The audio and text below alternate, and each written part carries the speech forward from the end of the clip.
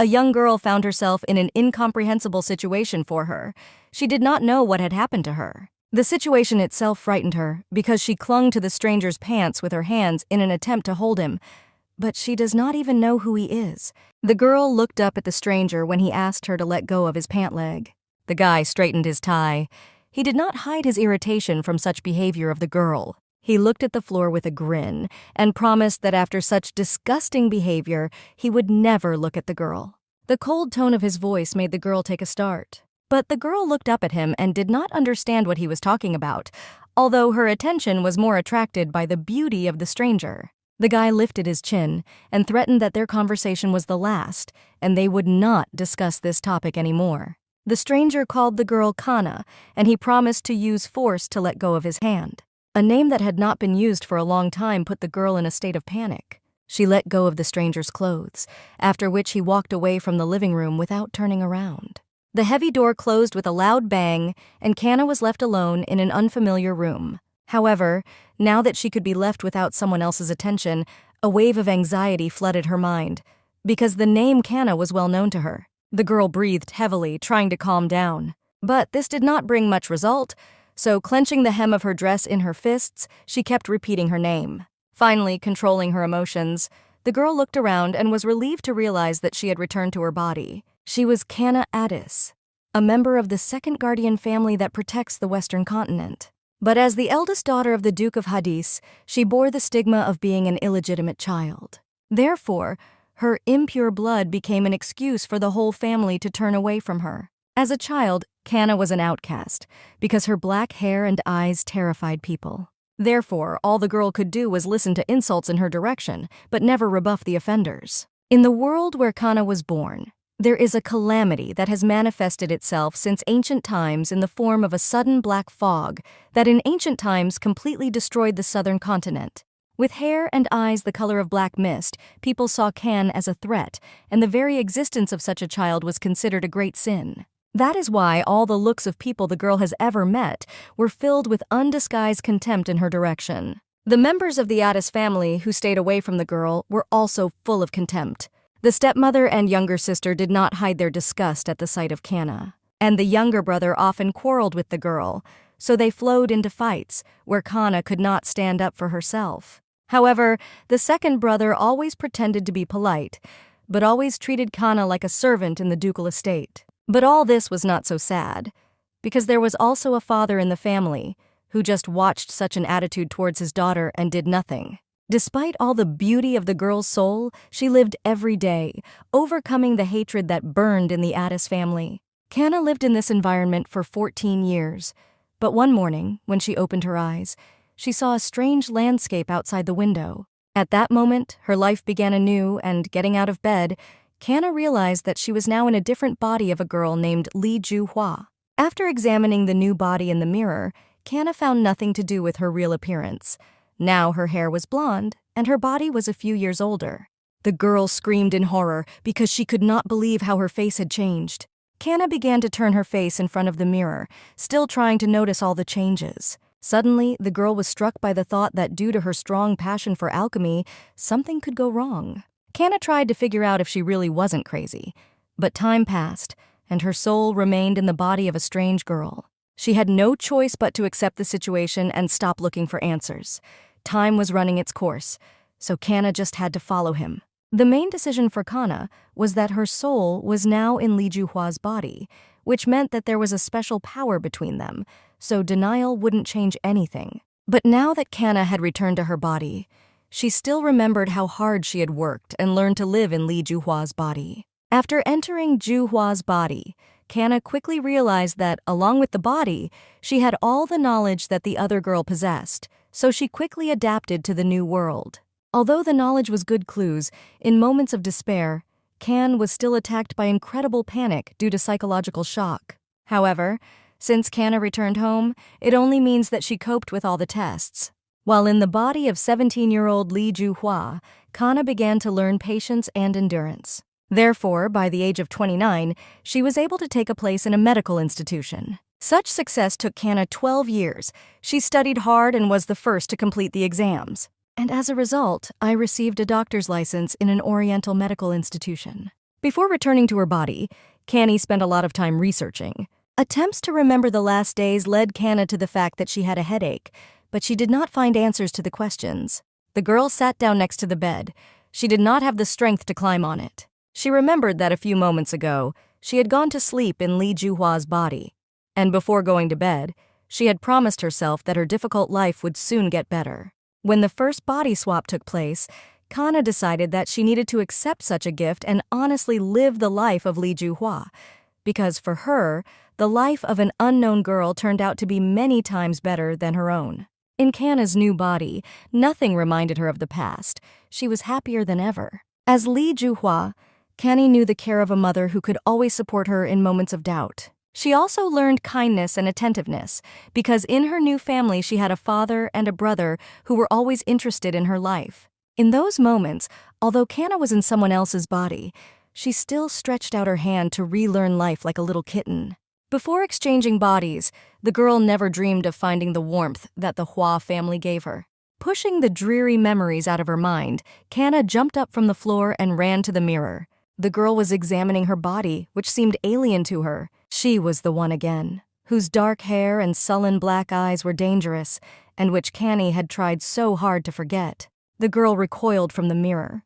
She had seen her real face years ago, but even as she grew up, it hadn't changed much. Canny couldn't take her eyes off the reflection, her real face intriguing her. Now that she was sure that she was back in her world, she remembered the guy who had seemed like a stranger to her at first. Kana had a guess as to who he was, but if the guesses were true, then she was not in the best of situations. The girl leaned her hands on the table. Her life changed again, and now became like a bomb that could explode at any moment. Her thoughts began to fill with anxiety. She again had no choice, just like she had when she was 14 years old. Small tears began to appear in her eyes, but the girl held them back. Kana decided that now she is no longer the intimidated girl from the Addis family. Now a lot has changed in her, and she no longer intends to keep silent about her desires. Canny discovered a personal diary that another girl kept during the period of body swapping. But all the reasoning in the notebook was that using the experience from one novel, the girl was able to win the heart of the Duke. But even the fact that the marriage with the Duke was contracted did not alert the girl in Kana's body. The diary was full of plans to win the Duke's heart. After reading all the contents, Kana was completely horrified. But more terrified, she felt anger that her body had been so recklessly disposed of. Emotions got the better of the girl, so unable to restrain herself, she hit the diary with her hand. The diary was written in Korean, so no one except Kana could recognize the contents. But the description on the pages confirmed the fact that Kana and Li Juhua had been living in different bodies for the past 12 years. But while in one world Kana tried to learn and develop her business, Li Juhua dreamed only of marrying the Duke.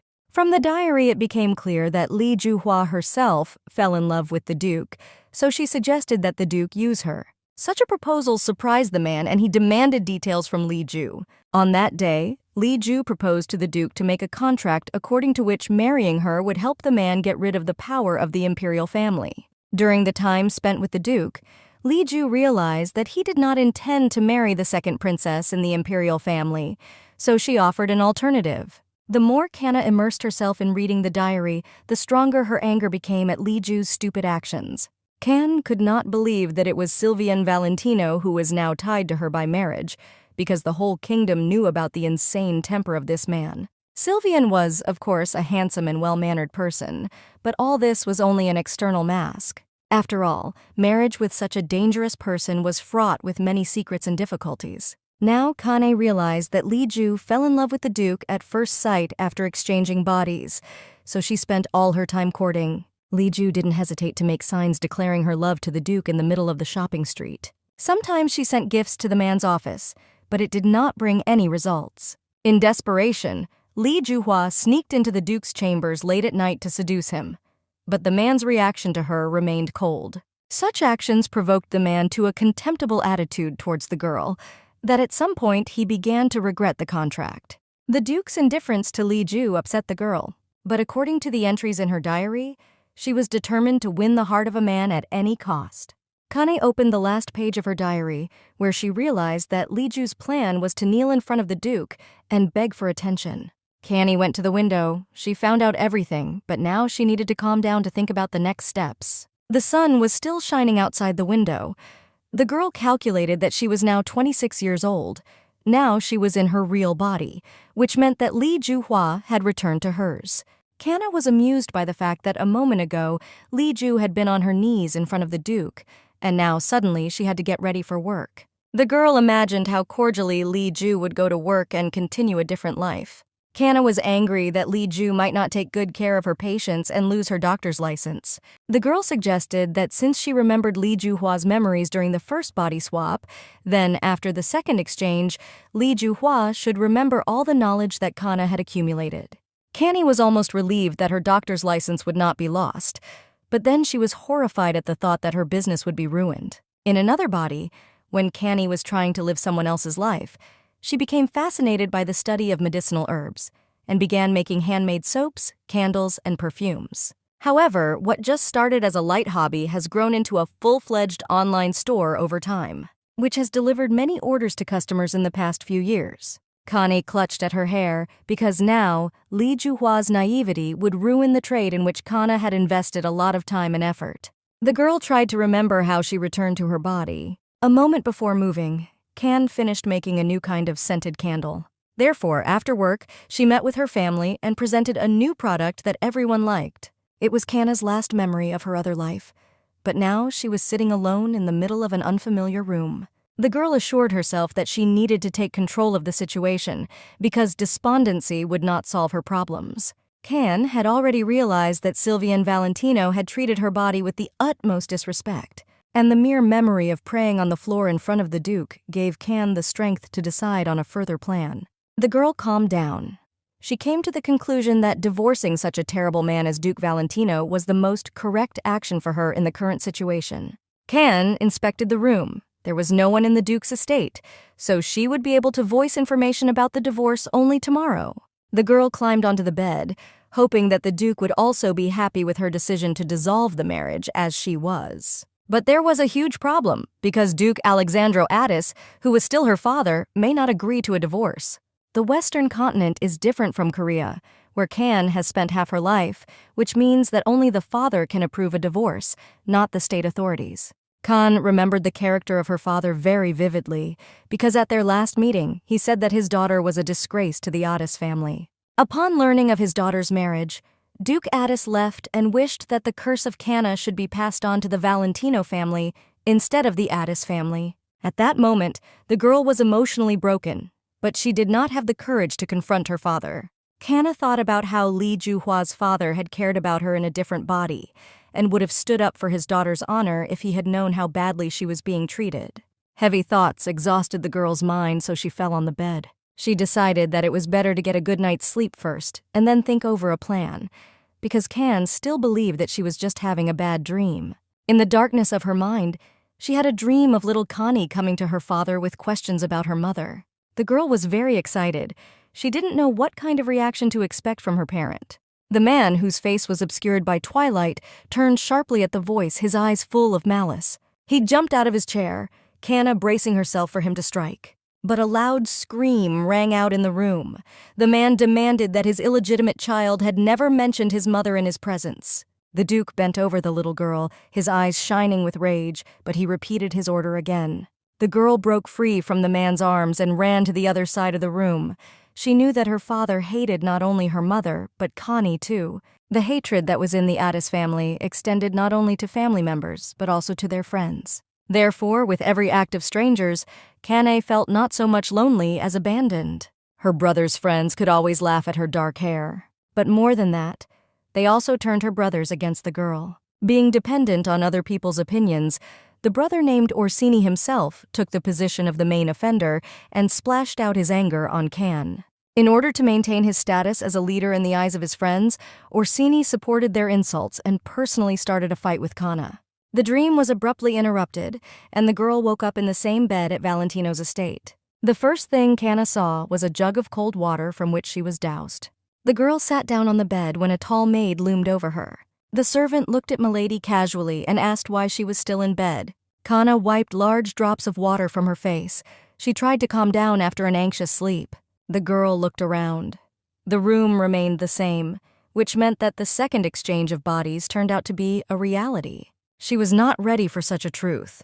It would have been better if everything turned out to be a simple nightmare. The servant attracted the girl's attention with their screams and Kanna's demand to leave the Duke's bed. The woman was very rude and demanding.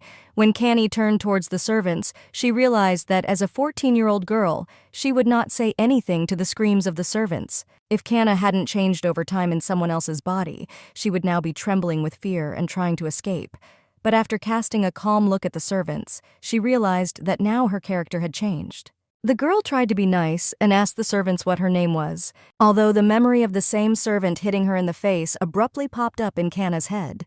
The woman was also impatient, because the lady had slept through her morning chores again. Previously, there was Li Ju-hua in Kanna's body, so she couldn't fight back against the domineering maid and simply accepted punishments, always apologizing for any misdeeds. The memory ended, but Kanna remembered the name of the maid from them and turned to the woman. Mary looked at the girl skeptically. She felt that something had changed, but it seemed to her that the same Kanna was really sitting in front of her. The maid pulled herself together and declared that the lady should not pretend to be stupid, but should get out of bed and go to greet Madame. The authoritative tone amused Kanna, of course. She remembered Marigoldian and the morning ritual of greeting Madame. The girl lay down on the pillow and firmly stated that she was not going to meet either Madame or anyone else. The servant's mood changed dramatically, but Kanna did not like the fact that she casually called her lady. Tossing her hair, Can demanded that Madame address her, because she was the mistress of this mansion and the Duchess of Valentino. Mary was outraged by such boorish behavior, but then the maid thought that she could easily stop any attempts by the girl to pretend to be a noble aristocrat. The servants knew that Duke Valentino did not pay any attention to the girl, and she had the status of a duchess only for pretense. After all, even the Otis family was not interested in Kanna's life after marriage. But even a noble marriage to Valentino did not save the girl from the stigma of shame, and all the aristocrats treated her as the most terrible curse in the world. Mary knew that no one would worry about the girl's life, so she confidently stated that the only mistress of Valentino's mansion was Madame Josephine. There was an awkward silence in the room, after which Canny demanded that the maid give her the carafe of water. Without waiting for the request to be fulfilled, the girl herself snatched the dishes from the hands of the servant. With a quick glance at the carafe, she noticed some water. And the next moment, the girl turned the dishes over Mary's head, pouring ice water on the servants. Proudly waving her chin, Can declared that servants could not be so arrogant. While Mary was in shock, Kane shouted at the maids to bring a whip into her bedroom. The girl snatched the tool from the hands of another maid.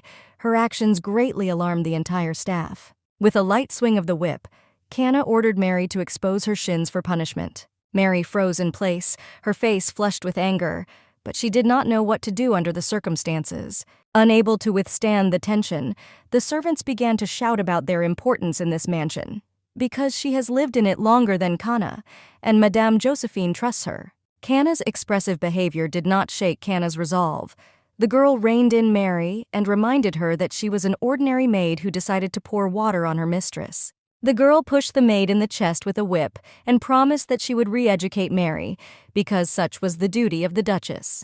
Canna swung her whip again, her threat stronger than the previous one. Now she threatened to punish all the servants in the house if Mary did not agree to accept the punishment. The maid could barely hold back her emotions. She couldn't believe that she was trapped by some young lady. Canna did not want to wait long and demanded that the maid think about the fate of the other maids. After a while, Mary grabbed the hem of her dress and lifted it. She decided to accept the punishment silently, although her face burned with anger. Canna noticed how frightened the maid was, but she was worried about whether Mary had guessed the change in the girl. The girl looked at the whip. Suddenly, the voice of her mother from another life sounded in her head, which reminded her that any punishment must be done correctly. Canna was sure that she needed to stand up for herself, so her whip-wielding hand swung upwards. The next moment, the maid received a blow, but she courageously restrained herself from screaming. After the first blow, the girl did not stop and struck a few more. The maid continued to stand and take the blows. But then Mary could not stand it anymore, and with tears in her eyes, admitted her guilt towards the Duchess. The maid fell to her knees, Canna demanding an apology for daring to pour water on her and hit her in the face in order to wake her up. Mary called Canna a lady again, but seeing the girl's menacing look, She began to make excuses and promised to call her Madame in the future. The girl threw the whip to the floor and promised that next time the punishment would be much more severe. Canna sat down on the bed. Such a busy morning took a lot of energy from her, but she still shouted to the servants to leave the room. There was a knock in the hallway, and Mary stood still in the doorway. Kana looked in the direction of the noise. She had already realized that punishment alone would not change the long-standing habits of this manor. Now, she regretted that there had been a reverse exchange of bodies, as Li Juhua had not been able to take any status in this mansion. When Kana lived the life of Li Juhua, she was definitely able to make that girl's life better. Hard work helped him graduate from a prestigious university and become a doctor of Oriental medicine. But even strong busyness did not prevent her from starting a relationship with a nice guy. However, Li Juhua did the opposite for Kana's life. She turned it into an unbearable ordeal. Now, Kana Otis was not only the despicable daughter of the Otis family, but also the laughingstock of the Valentino house. Although she used to be an aristocrat, no one considered her noble. Therefore, every reception or visit of guests to the Otis estate ended with an endless stream of curses behind Kana's back. Any meeting of aristocrats would end with the nobles looking down on her, so Li Juhua wasn't ready for such a life. On one of the social dinners, everything changed, because then Duke Valentino visited the Otis estate. As soon as Li Juhua saw the man in the doorway, she fell into the cursed pool of love. Kana's memories ended when the noise in the hallway turned into a horrible scream, demanding that the door be opened immediately. Josephine Ellister broke into the room accompanied by several assistants. The madam was displeased with Kana's behavior, because Mary had already managed to tell her everything. The countess looked at the girl with a haughty look, waved her fan, and asked Kana to demonstrate to the maids what obedience meant by example. Kana already knew that the countess was the stepmother of Duke Silvian Valentino, and in fact the mistress of this estate. Josephine was unhappy that Kana had ignored the instructions and not come to greet the lady of the manor for morning lunch. The girl was calm, but the very fact that she was required to behave in such a way alerted her. Li Juhua became a hostage of the situation and indulged the countess's decrees, so she came to every dinner and greeted Madame. Over time, the countess began to exercise more power and even forbade anyone to leave the manor, so Li Juhua followed other people's whims. Canny couldn't be mad at the girl because she was most likely trying to get some love in this house. However, the consequences of such actions now made Kana sad. Finding herself in a difficult situation, the girl realized that Li Juhua's past decisions could not be corrected soon. Past habits need to be eradicated, and you can't please those who treat a girl in a bad way. To avoid this, it was necessary to understand how to live properly as a child, even despite the reproaches of the Otis family. Kana admitted that she had not forgotten Madame's demand, but then, gathering a little determination, the girl said that she no longer wanted to submit to stupid demands. She had a future ahead of her, which should not suffer because of the past. Countess Josephine Ellister became Silvian's stepmother when the boy was only 10 years old. But after the death of the previous duke, the woman was able to maintain her status as the mistress of the estate. The countess was confident in her superiority, so she had no doubt that she could do any dirty tricks to Kana and Li Juhua. When Josephine heard Kana's bold statement, she did not believe what she heard. No one in this house dared to disobey her orders. Kana got up from the bed, she repeated her position to the countess and did not step back. Josephine was confused. Until a few days ago, the girl had behaved like the most loyal servant who would make any request. But now Kana's eyes shone with courage and determination. The woman jumped closer to the girl, poked her fan, and demanded that she observe the customs of their house as long as she was the wife of the duke. Kana pushed the fan away from her face and reminded the countess that family order and her own are different things. The expression on the countess's face amused Kana. She laughed at the fact that the woman was trying to look like an important member of the family, but such behavior only shamed the Valentino family. The girl's statement confused the countess. She ordered the rude woman to be seized immediately. The assistants ran up to the girl, grabbed her hands, preventing her from retreating to the side. Mary brought the whip to the mistress, for she was already furious and determined to teach Kana a lesson in good manners. The girl expected such an approach from the countess because only by force could she hold power in the estate for a short time. Mary adjusted Kana's skirt so that the whip could hit her legs. The girl abruptly pulled the maid's hands away from her dress, which frightened the woman. Kana herself picked up the hem of her dress, pulled it up and shouted defiantly to the Countess that she was ready to play under the terms of this house. Such a bold behavior made Josephine even angrier. Her rage was very bright. Now she wanted to teach the girl the correct instructions even more. The situation amused Canna. The girl bowed to the mistress and asked with a smile to show her educational instructions. The servants put Canna on the floor so that the girl would not run away, while the Countess, brandishing her whip, came closer. The girl laughed that the Countess justified the status of a noble family, since she brought up her daughter-in-law with the help of punishment. But after Canna reminded that Duke Valentino would definitely approve of the Countess's approach to upbringing, this phrase frightened the woman. To hide her fear, the Countess swung her whip and proceeded to punish her. A resounding whip slap passed through the room, but Canna did not utter a sound. The Countess lost control and began to beat the girl's legs with a whip without interruption. But Canna gripped the hem of her dress tighter and began to endure the pain. Many maids watched the punishment from the corridor, but did not dare to interfere in the process. Accepting new blows, Canna did not dare to scream or show her pain, so the Countess's assistants were surprised by such endurance. Although the girl's suffering amused Mary, she did not hide her malevolent grin. There were a few more blows in the room. Canna knew everyone was looking at her, but she didn't care. No one dared to stop Josephine, and such a long punishment horrified Mary when she saw the girl's injuries. Canna restrained herself with all her might. Now all the servants saw that the girl's wasp had undergone an incredible change in just one night. Canna's legs were too hurt, but after a couple more hard blows, traces of blood appeared on them. The Countess stopped to take a break, though inside she was full of anger that her sister-in-law wasn't going to give up and admit guilt like she had done so many times in the past. Canna did not remain silent for a long time, but her phrase first surprised the woman when the girl tried to admit guilt. Josephine grinned evilly. She thought that she had obtained a confession of mistakes from her daughter-in-law. But Canna was persistent. She resolutely declared that she was only to blame for allowing the servants and the Duchess to mock her life for so long. The girl reasoned that she should not spend every day in the company of the Countess. Proudly raising her shoulders, Canna declared that she was the mistress of the manor, and Josephine was just a guest who was staying in the mansion. The servants did not expect such audacity. Josephine began to choke with indignation that they dared to belittle her and call her a guest. The daughter-in-law was calm. She knew that according to the laws of the nobility, the estate always belonged only to the new duke and his wife, but not to the widow of the previous count.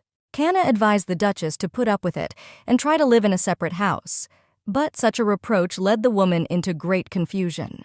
Josephine remembered how, as a young aristocrat, she had been married to Sylvian's father.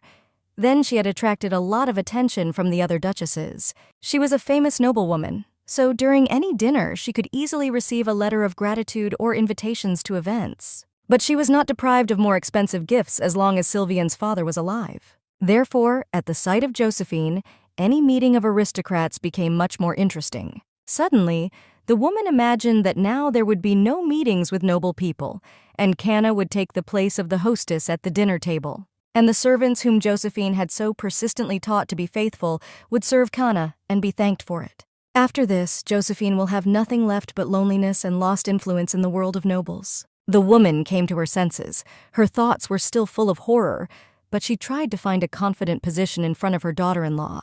But the attempts were useless. Josephine grabbed Canna by the collar of her dress and began to shake her. The next moment, the Countess was taken aback because the girl's body staggered and began to fall. Canna lay motionless on the floor. Silence hung in the room, but none of the servants were in a hurry to help the Duke's wife. The girl was breathing heavily, but slightly opened her eyes and looked at the maids.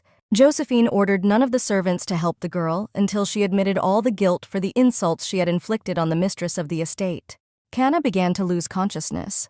The room began to darken as the Countess walked towards the exit and gave orders that no one was to visit Canna. It was late at night in Valentino's estate, and the lights in the whole building were already out. After the day's incident, Josephine was still in an irritated state, and even when she was in her chambers, she shouted threats at Canna. The woman was angry that she had allowed Sylvian to marry an illegitimate child of the Addis family, instead of a long-planned marriage to the second princess of the imperial family. Josephine herself understood that her status as countess was just a false title that she held by force, but the missed opportunity to become related to the imperial family worried her all the time.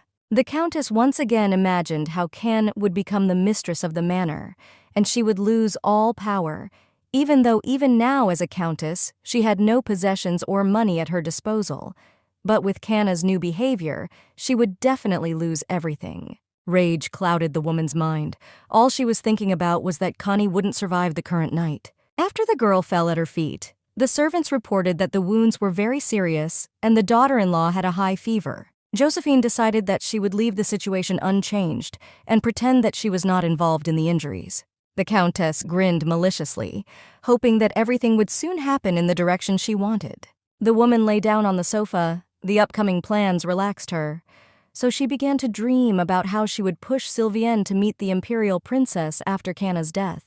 There was a knock on the door. The assistant announced the visit of Duke Valentino, which made the woman frightened. The door of the room opened slightly, and a man entered it silently. Josephine was in a panic. She looked at Sylvienne, but was worried that he himself had come to her chambers. The Countess jumped up from the sofa and went up to her son to greet him. Her thoughts were full of anxiety that the incident with Kana could interest the Duke, which meant that she needed to come up with an excuse. Sylvienne silently walked past his stepmother. This behavior increased the woman's agitation. The man did not answer her questions about the late visit, but simply sat down on one of the sofas. Gathering her thoughts, Josephine kindly began to offer her son tea and to sit in her chambers as he wished. The silence on the part of the guy strained the woman. She began to laugh nervously and offer him to drink tea after all. The mood in the room was changing rapidly. Duke Valentino was still sitting silently on the sofa. After waiting for a while, the man said that he had received strange news today, which shocked his stepmother. The woman cowered on the couch. She was afraid that Canna still occupied an important place in her stepson's life, so he came to deal with her. But Josephine immediately relaxed when Sylvienne continued and voiced that he only learned the news that he was to attend the second princess's birthday today. The woman began to smile lightly. She was glad that now the conversation would not be about her hated daughter-in-law, and she would be able to push the Duke to get closer to the imperial family. Josephine proudly stated that Princess Lillian was personally interested in Duke Valentino, so as his mother, she promised a visit from the man for his birthday. The Duke sat motionless opposite his stepmother. He felt that there were ulterior motives for such an act. After carefully examining the woman, Sylvienne clarified in a cold tone what right she had to promise something on his behalf. Josephine was speechless. The Duke had never been so cold to her. Sylvienne decided to teach his stepmother's self-confidence a lesson and demanded to know whether the Countess of Ellister had the right to decide for the Duke what he should do. The woman clenched her wrists anxiously and whispered uncertainly that she had only fulfilled the request of the princess, who had not seen the Duke for so long and missed talking together. Sylvienne was angry that his stepmother had allowed herself to intrigue behind his back, and threatened that the Countess of Ellister herself should keep the princess company if she had the right to do so. The man got up from the couch without waiting for his stepmother's answer, and dryly said that the conversation was over. The Duke walked towards the door, but Josephine was so frightened that she did not even turn in his direction. The woman clenched her palms so tightly in her excitement that she hurt the skin on her wrist with her fingernails. But as soon as the door slammed shut behind the Duke, she was able to relax a little. There were no servants in Kanna's room, so the girl lay on the floor all day and woke up only when the light of the moon broke through the window. Her body was weakened, causing her to tremble. Kanna tried to get up, resting her palms on the floor, but her head continued to spin, which made it difficult to orient herself as to how long she had been unconscious. She felt that her body was on fire, so after a quick glance at her injured legs, the girl was taken aback by the severity of her injuries. Although her dress hid some of the damage, Kanna knew from the amount of blood that it would take her a long time to recover. Reaching out her hand to the hem of her dress, she tried to separate the stuck-on clothes from the skin. After examining all the damage, the girl was horrified that her inner core was not so strong, since she allowed such a thing to be done to herself. Her head began to spin again, and the girl fell back to the floor, her eyes closing on their own from fatigue and not allowing her to move. Although her body was exhausted, her mind analyzed the situation and suggested a solution that she needed to take care of her wounds to avoid infection and even greater consequences. A thought flashed through the girl's mind that she might die, and this fear made her jump on the floor of the room. She realized that the cunning Duchess wanted her dead, so the healer did not visit her all day. Gathering her strength, Canna began to slowly crawl towards the bed. Anger at the fact that people in this estate were ready for vile deeds motivated her not to give up and crawl on. Grabbing the blanket, Canna reached for the edge of the bed and was almost able to climb onto it. Now she is on the warpath with the local order, but no one in this estate will wait for her to die, because she will be able to heal herself. A bright moon was shining outside the window. The girl found a bottle of alcohol in the room and made bandages from the sheet, with which she began to treat the wounds. The girl decided to apply alcohol to the wound, so that the alcohol contained in it could disinfect the extensive cuts on her legs. However, before she did, the girl noticed something outside the bedroom window. Putting the bottle of wine aside, Canna began to examine the garden, which was brightly lit by the moonlight.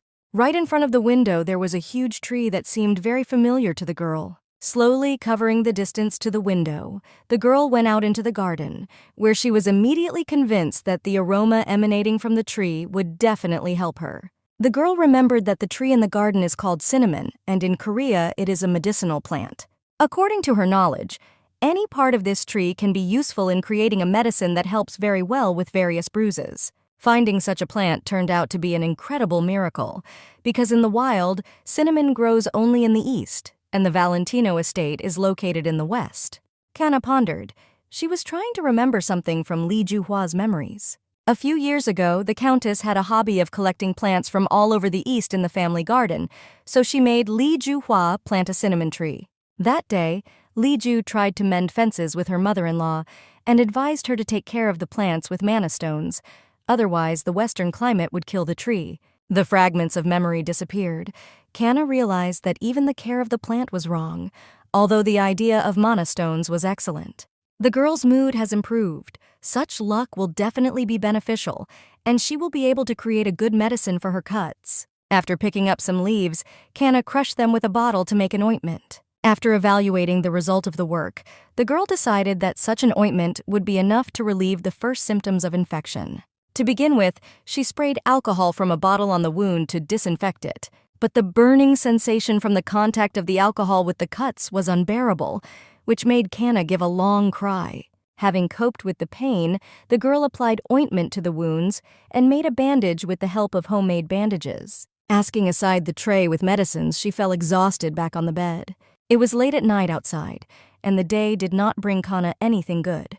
She was worried that she might not have enough medicines, and if there was no exchange of bodies, then she would not get into a dangerous situation.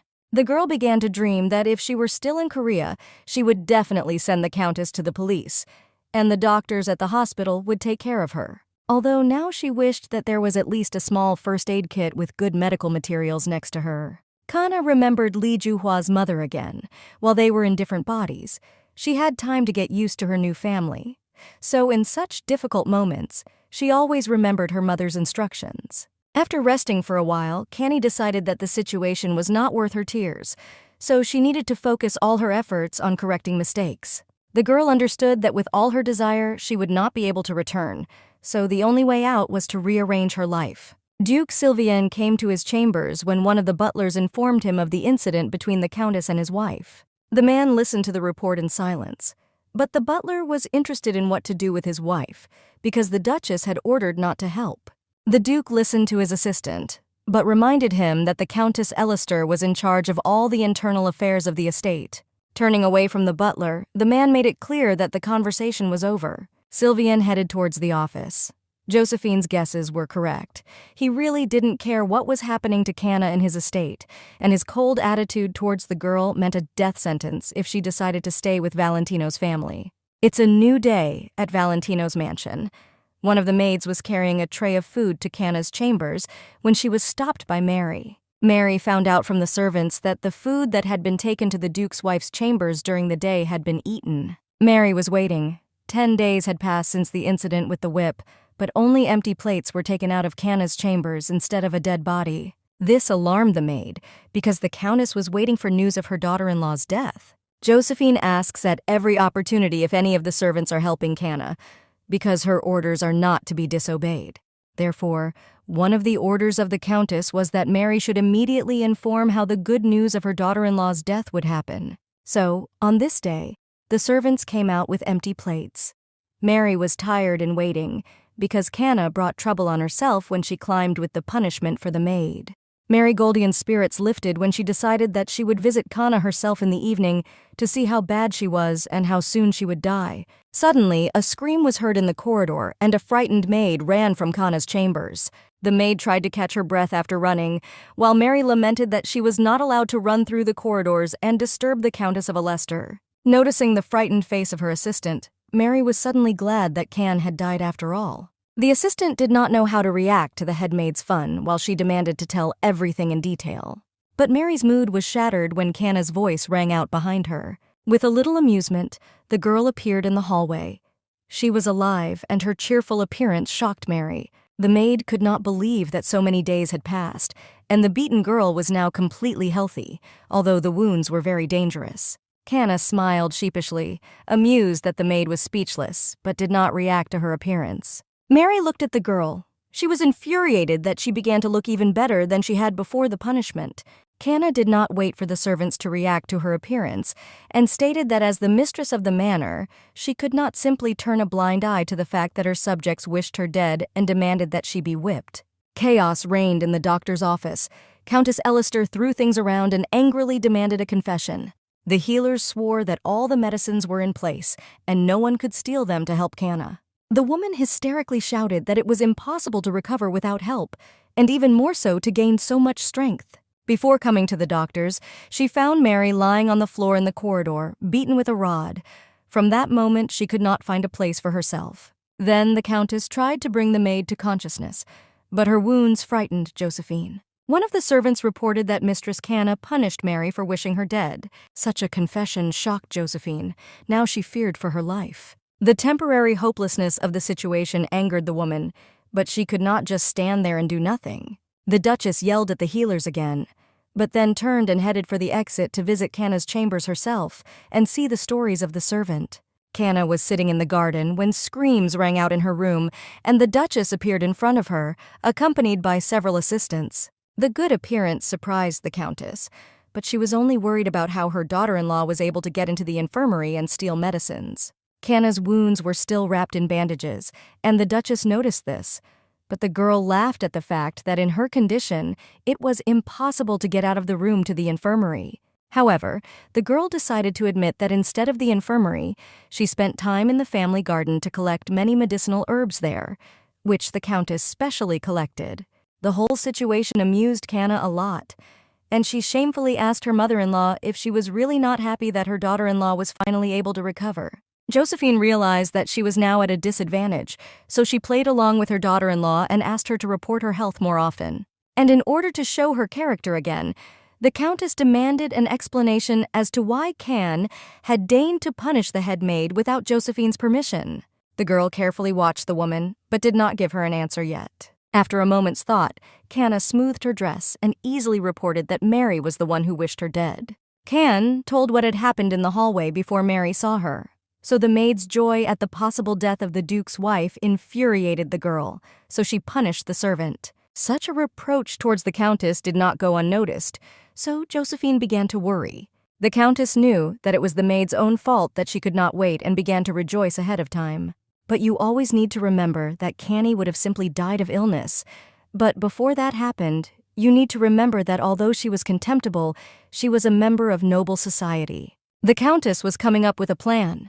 She could not allow Can to seriously think about the fact that she was wanted dead. Canna casually asked if she had done the right thing, but the Duchess reminded her that Mary had been serving in the house for decades. The daughter-in-law was not going to give up. She said that any servant who wanted her mistress dead was a very dangerous person. Suddenly, Canny admitted that if the Duchess did not allow Mary to be kicked out of the mansion, she herself would have to leave. But these words caused only joy in Josephine. The Countess looked at the girl, who sat slouched in the shade of a tree and did not look like a representative of a noble family. The conditions of Canna did not impress Josephine, and waving it off, the woman wished her daughter-in-law to leave the estate if she so wished. The Countess finished her visit and headed for the exit of the room with the servants, but Can promised her that as soon as dawn came, she would leave Valentino's estate. There was a sharp slam of the door, after which silence fell in the garden. But now Canna felt even better, because she would take all the further steps on her own. After sitting in the garden for a while, the girl realized that her plan had worked and Josephine had actually kicked her out of the house herself. Looking into the empty room, Canna decided that all she had to do was talk to the Duke for a convincing expulsion from the estate. The girl decided that Sylvian should support her proposal for divorce, because according to Li Juhua's diary, her behavior provoked the man to treat her coldly. The sunset was almost over. Canna got up from the bench, and while her soul was full of determination, she went to meet the Duke. The main building of the manor was empty as Canna walked down the luxuriously furnished corridor to the man's chambers, and before entering the room, the girl politely knocked on the door, announcing her visit. She did not hope for an answer, but after a while, a voice was heard that invited her to enter the room. But the girl clearly heard a smile in the answer. He abruptly opened the doors. Canna almost screamed that she had come with an important conversation, but she didn't have time to say a word. Her eyes were fascinated by the Duke. Sylvian Valentino was dressed in a light robe over his naked body. The man noticed the girl's reaction and asked why she came to him in the middle of the night. Without waiting for an answer from the girl, the Duke addressed her by name again. Canna examined the man's handsome features as he tried to find out from her what she needed at such a late hour. The girl did not know how to react. She was very ashamed that she saw a man in such a form. But then she pulled herself together as she stared at Sylvian Valentino, a horrible man whose body she shouldn't admire. Having stopped looking at the man, the girl reminded herself that appearance is only a shell, and she should not be distracted by it. She knew, not only from her diary, but also from old stories, that Sylvian Valentino's soul was as dark as night, and his attitude towards his own wife was not respectful or caring, although he knew about the terrible wounds that his wife had to endure. Closing the doors, the girl began the conversation by saying that the Duke should definitely know about the incident that happened a few days ago in the estate. Canna admitted that the Duke's stepmother had tried to kill her, but the man only chuckled that punishment with a whip could not take her life. Such a cold reaction to the terrible events struck Canna. Clenching her palms into fists, the girl resolutely stated that the injuries caused by her stepmother remained without proper treatment, so they could lead to death. The man sat down on the bed. He did not find the conversation interesting, so he asked his wife to name the reason why she started talking about the incident. Canna was angry. She was the Duke's wife, who could have died from her mother-in-law's punishment, but her husband did not take any action when he found out about what had happened. The man stomped his foot on the carpet in irritation and admitted that he really did not care about what had happened. The girl was taken aback. She had seen the Duke's expression many times in Li Juhua's memories, but now she was confronted with him in reality. The Duke's appearance was pleasant, his voice was always friendly, and a smile never left his lips. But the most dangerous thing in his face was a look bored to death, which could repel any person. The Duke did not understand what the girl wanted from him, because right now she was alive and well, which Can was very surprised at. But such was the nature of this man. He would not care even if she was in his blood right now. Now Canna was even more upset because Li Juhua grew up among people who loved her. But in the end, she fell in love with such a person that she endured bullying for many years because of this love. The girl only wanted that Li Juhua's parents would not find out about what had happened to their daughter. Canna came closer to the bed. She said that although the marriage was contractual, this did not negate the fact that their union should be under all the conditions of an ordinary marriage. Finding herself in front of the man, the girl could not restrain herself, and shouting at him, demanded that he show at least a minimum amount of respect in her direction. Early in the morning, Canai, as promised, left the Valentino estate, but when she arrived at the mansion of the Addis family, the guard demanded that she leave, because by order of Duke Addis, entry to the house for the wife of Duke Valentino is prohibited. The gate on the estate slammed shut, and the guard ordered the girl to go back to Valentino's house. Canna was standing next to the gate with her suitcase, although she knew that this would happen, but she still hoped for a different outcome. Kicking a stone out of anger, the girl began to lament that such orders were excessive for her father. Now that she knew that her father had completely abandoned her, she realized that Li Juhua had never been to the family home after the wedding. Discarding thoughts about the order, Canna began to think about how to simply get her father's consent to the divorce. Looking at her hair, the girl suggested whether the attitude towards her would change if she dyed her hair a different color. Black has long been the color of disaster and failure, so it is impossible to change attitudes towards prejudice. Once upon a time, when the southern continent still existed, it was called the Magical Land. At that time, the whole world was in balance, and time passed in peace and quiet. But suddenly everything changed when a black fog came, which covered all the territories of the continent. The power of the black mist was so great that any living creature would immediately die as soon as it fell into it. And one morning, the entire world of the southern continent turned black, causing all the people to leave their homes and homelands. Those who were able to survive and move to other lands were able to found a new state called the Western Continent, which has existed for 1,000 years. However, the Western Continent has not become a completely safe place, and black fog still appears in some parts. Fog tends to manifest different objects. At the same time, strange objects and huge stones appeared from it. But there was also something that later terrified everyone. Monsters began to appear from the fog. Such creatures had not been seen anywhere before, but with the advent of the fog came they, uncontrollable, omnivorous monsters. Everything happened quickly. It was enough for the black mist to get on the person's skin. After that, the infected person began to quickly lose his mind. He was seized by rage, and he turned into a real beast. And the most terrible thing was that after the transformation, the only thing the monsters wanted was to exterminate the human species. The infected people had black hair and eye color, so Canna fell victim to old legends as her appearance was similar to that of the infected. Therefore, any appearance in public or meeting with people was always accompanied by a lot of contemptible glances in Canna's direction. What she received from others, she also received from Duke Valentino.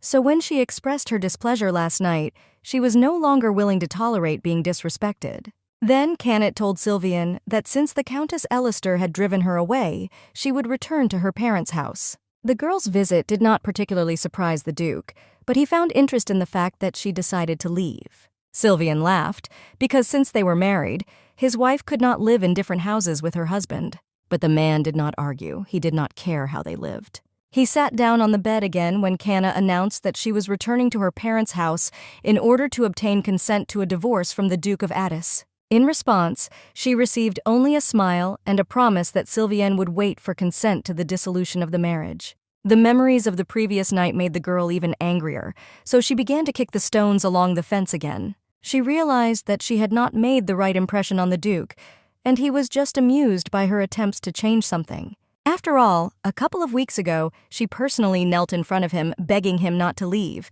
and now she suddenly decided to make incredible changes. Canny threatened into the void that this time she would see the matter through and they would divorce. But when she looked at the closed gate of the Addis Manor, she reduced her ardor, because now she can't even get home. The girl laughed that she could try to jump over the fence and fall on her knees in front of her father, asking for permission.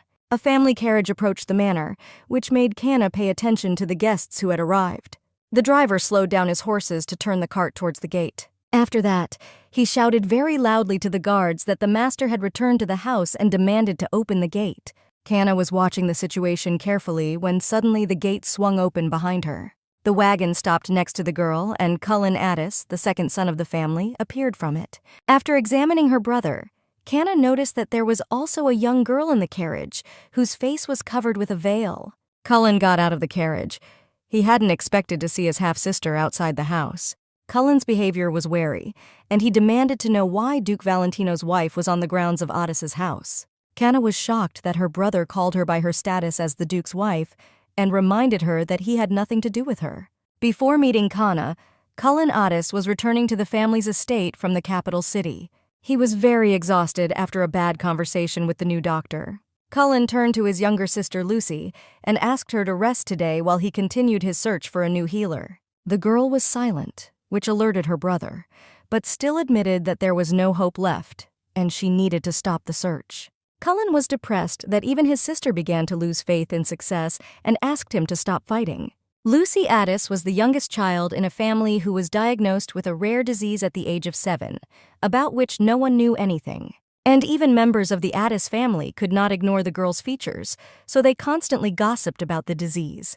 And the eminent doctors of the continent could not do anything, but only recommended sending the girl to the temple. Cullen tried his best to help his sister, because sending the girl to the temple only meant that they had definitely given up. He was worried that every day there was less and less help, and there was no result from countless consultations. And so, When he was already angry enough, he ran into his sister at the gate, whom he had not seen for a long time. Lucy was curious about what was going on outside, so when the girl looked out of the carriage window, she was frightened of Canna. The girl abruptly disappeared back into the wagon, but it was too late. Cullen and Canna noticed the baby, which distracted them from the upcoming quarrel. Can began to examine the girl as she tried to cover her face with a veil. The girl came closer to assess what the baby was sick with, but in the next moment, a strong hand pushed her side away. Cullen pushed Canna away from the map and threatened that if she dared to gossip about what she had just seen, he would leave her no chance for a good life. Such a tone did not hurt the girl in any way. She was only interested in how successful the treatment was. Canna demanded answers from Cullen about the course of treatment, what results were available, and what doctors were working with the girl. While the guy was in a stupor, the girl said that she could help Lucy if she stayed at the Addis estate for a while. Such self-confidence angered Cullen, because all the doctors from the Western continent could not cure the girl, so Canna should not promise what is impossible. The guy was losing patience. He could not allow his hope to be played with so mockingly. Canna waited for her brother to finish screaming and came closer to him. The girl demanded that he gathered his strength, stopped being overly emotional, and considered the option that he still had a chance to help his younger sister. Cullen froze, his sister's calm demeanor and confident voice suggesting that she could really help with the treatment. His brother clenched his palm into a fist. It was hard for him to admit that he was turning to his sister, who had been the curse of the family since birth. But now he had no choice. The family entered the house. The butler reported that other family members had gone to the imperial dinner. The assistant took Canna's luggage while the girl informed her brother that special instruments needed to be prepared for treatment. The girl gave her brother instructions, according to which you need to make a medical needle of a certain size and in the right quantity. But Canna demanded that a magical master take over the development, who should use the highest quality magic stones in his work. The brother looked at the girl with undisguised doubt. He simply could not understand what could be cured with just one needle. Sighing, Cullen decided that the needle option would be better than sending Lucy to the temple. On the Western continent, the temple was the center of the divine spirit that cleanses everything with the world tree. However, the emperor's laws do not apply on the temple grounds, which means that no one is responsible for the bad consequences. It is impossible to get into the temple and leave freely, so you cannot give Lucy to a place where there is no discipline and common sense.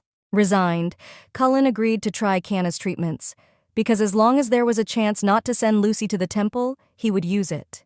Her brother took Canna to Lucy's room, at the same time trying to find out from her if she had studied medicine anywhere else besides her childhood fascination with alchemy. The girl proudly stated that alchemy is associated with healing, so she is sure that she has enough knowledge to treat the girl, but she did not tell her brother about her journey between bodies. Canna blatantly lied to her brother that her alchemy was a new process, because if she told her about working in the hospital while in another body, he would think she was crazy. Without waiting for her brother, she went on to meet Lucy as soon as possible and find out all the symptoms of the disease. Cullen looked after the girl. He didn't believe her words, but the way she proudly walked forward, he realized that she was no longer the girl who was constantly scared.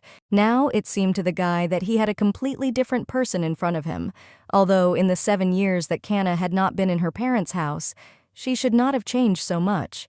When the brother and sister came to Lucy's room, the girl hid under the blanket out of fright. Canna moved closer to the bed and noticed that the girl under the covers began to tremble from this action, so she had to promise that she would not do anything yet. The girl did not want to get out, so Canna began to talk about how, with the right treatment, Lucy would get better. Canna admitted that she has already met patients with such a disease as Lucy's, so she can confidently promise recovery. There was a rustle under the covers, but Lucy was in no hurry to get out of hiding. After waiting a little, the girl finally pulled the blanket off her head and looked at Canna with a sad look. Cullen was surprised that Canna didn't show any reaction, because all the doctors were always shocked by what they saw. The girl asked Lucy to close her eyes and give her some time to examine her face. Cullen watched from the sidelines as Canna did the medical examination, but he was still tense as the girl touched his younger sister's face. However, the girl's calmness alarmed Cullen more than her treatments, because she was too calm. The girl carefully examined Lucy's face, trying not to frighten the baby. Canna asked her brother to tell her about all the symptoms that happened before the girl fell ill. Suddenly, the girl asked if Lucy had a cough or fever, which made Cullen even more alarmed. He remembered that some time ago, Lucy had fallen into the pond and caught a cold, but the illness had gone away quite quickly. Canna realized that after that incident, Lucy could not be completely cured. The girl began to ask Lucy if she had hearing problems, but Cullen tried to explain that the girl did not have such symptoms. Canna abruptly asked her brother to be silent because Lucy had to answer. Cullen froze in place at the imperious tone, but he did not argue and fell silent. After thinking for a while, Lucy admitted that she had hearing problems. Her words hurt Cullen, because if she didn't tell him, then she didn't trust him. After completing the examination, Canna made sure that she was not mistaken with the diagnosis. The brother and sister left Lucy's room. The girl said that the disease that Lucy has is curable, so she needs to prepare the necessary tools. However, Cullen didn't seem to hear his sister. He couldn't understand why she was able to learn the truth from the girl so deftly when she didn't even tell him. Her brother asked Canna to explain how she was able to find out such a thing, but from her experience as a doctor, the girl knew that all patients did not agree on something. Cullen noted that not only patients are silent about secrets, and